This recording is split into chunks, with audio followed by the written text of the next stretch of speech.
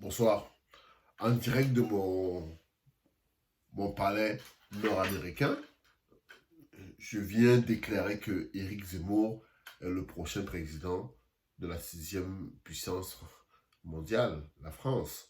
Je le dis parce qu'en fait, sur un ensemble d'événements, n'est-ce pas, si quand on regarde, au vu de ce qu'on a vu à partir de 2007, qui a pour moi vraiment été la rupture de la façon dont se gagne l'élection présidentielle en France, à partir de là, quand on voit la coalition qu'a formée Nicolas Sarkozy entre l'extrême droite, parce qu'il a été ratissé dans le camp de l'extrême droite beaucoup, il a été au centre pour ratisser, qu'il a ramené à droite, couplé à son propre camp à la droite, qui l'a mis en ordre de guerre pour cette campagne. Surtout, il faut dire que contrairement à la gauche où il y avait des divisions à l'interne, il n'y avait pas, il a nivelé les divisions euh,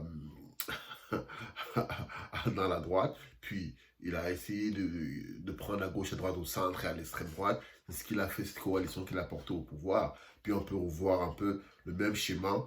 Ce que j'essaie de dire, c'est qu'il faut qu'à chaque fois, il y a une coalition qui a porté un président au pouvoir. La coalition de Hollande, c'est quoi? C'est blanc, black, beurre. La coalition de Macron, c'est quoi? C'est la gauche, la droite, le centre. Puis on voit aussi que, puis Macron, on voit que cette dynamique, il a perdu la dynamique qu'il a portée au pouvoir. Et, pareil comme Sarkozy a perdu la dynamique qu'il a portée au pouvoir après le premier mandat. Pareil pour Hollande. Puis là, c'est la même chose pour Macron, la dynamique qu'il a portée au pouvoir. On voit qu'elle s'essouffle.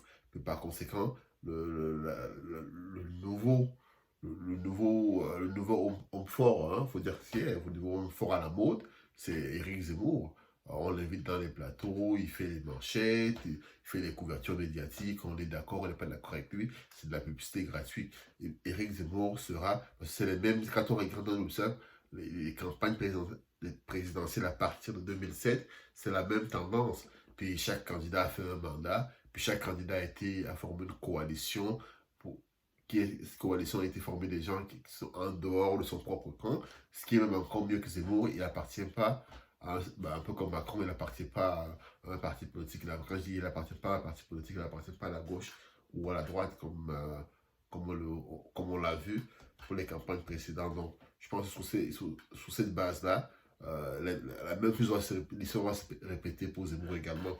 Donc Zemmour est le prochain président de la France, qu'on le veuille ou non.